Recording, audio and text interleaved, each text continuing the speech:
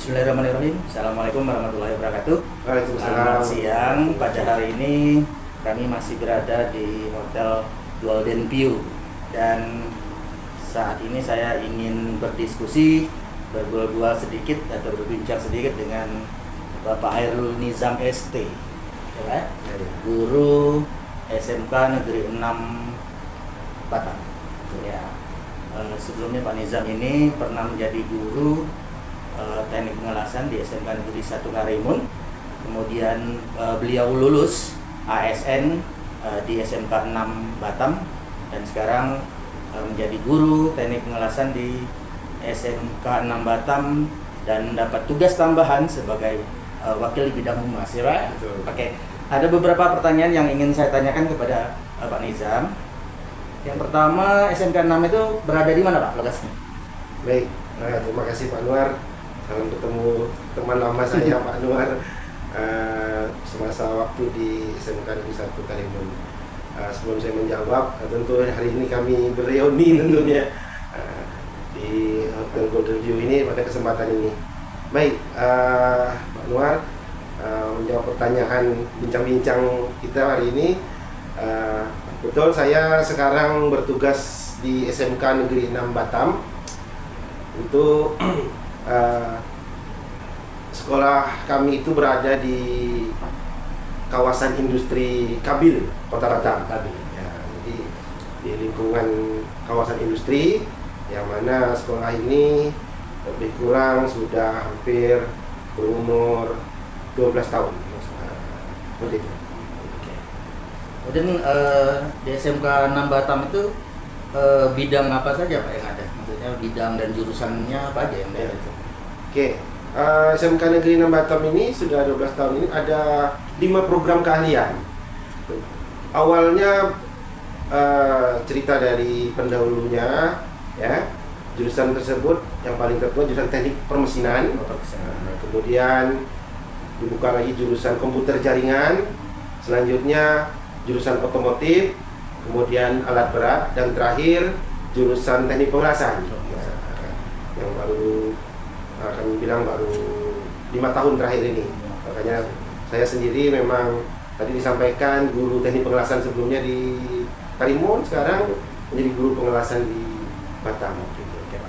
Kalau jumlah siswanya berapa tuh Pak totalnya sekarang? Jumlah siswa sampai hari ini sudah lebih kurang 2.400. Nah, mungkin yang ingin saya tanyakan mengenai sistem belajar nih Pak. Nah, siswanya kan banyak nih, sekitar 2.400-an ya. Nah, dengan keberadaan guru dan sarana prasarana yang ada di sana itu, kira-kira bagaimana sistem belajarnya itu Pak? Ya.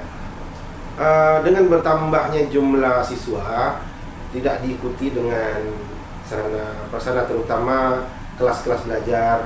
Jadi tentu kami berpikir untuk anak-anak bangsa kita, tentu kita harus pikirkan bagaimana tetap belajar yang baik.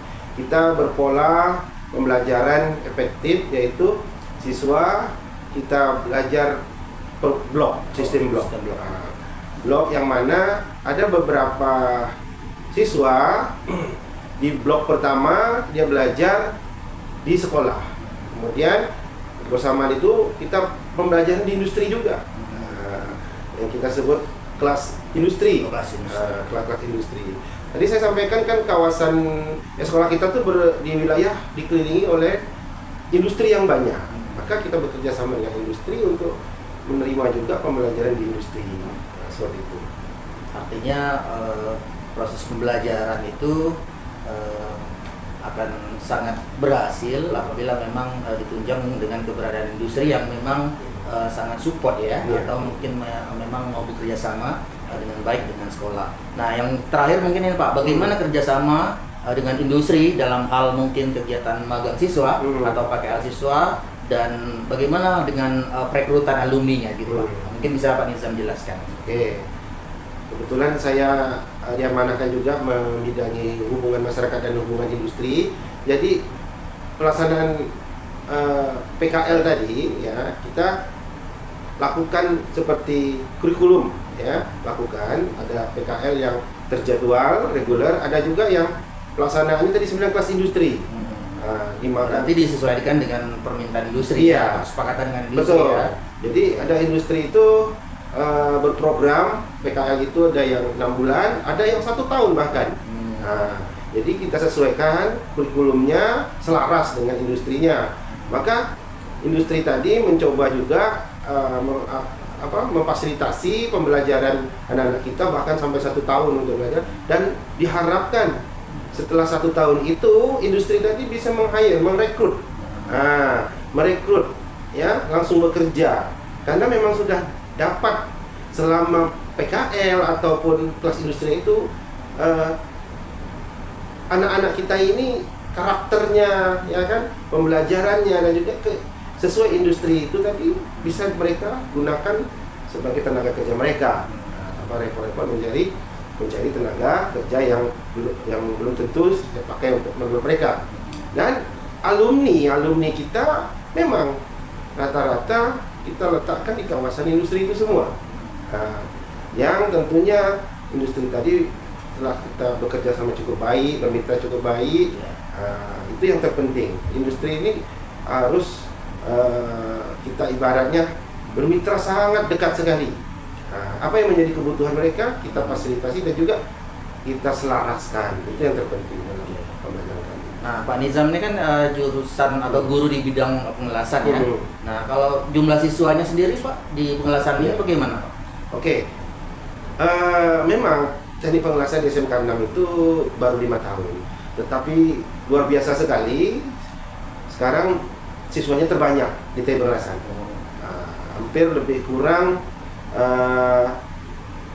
kelas 10 itu 10 kelas, kelas 11 itu 9 kelas, kelas 12 7 kelas. Ada 26 kelas.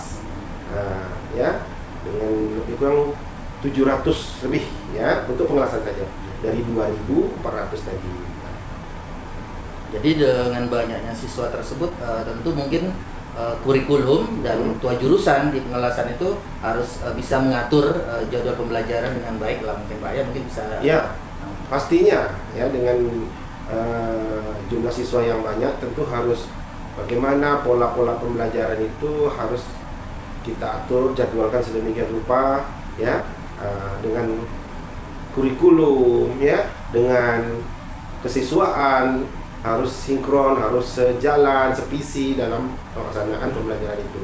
Dengan industrinya juga yang senantiasa terus kami bangun, bahkan kami meminta juga kepada industri juga bisa mengajar sebagai guru tamu di sekolah. Di sekolah. Nah, itu kita lakukan hampir 2 minggu sekali kita undang. Walaupun jam pembelajarannya hanya 1 jam, kita manfaatkan guru tamu yang dari industri-industri itu untuk memberikan edukasi tentang bagaimana pembelajaran di industri yang sebenarnya. Itu juga menjadi salah satu sekolah kami juga bisa bermitra baik dengan mereka.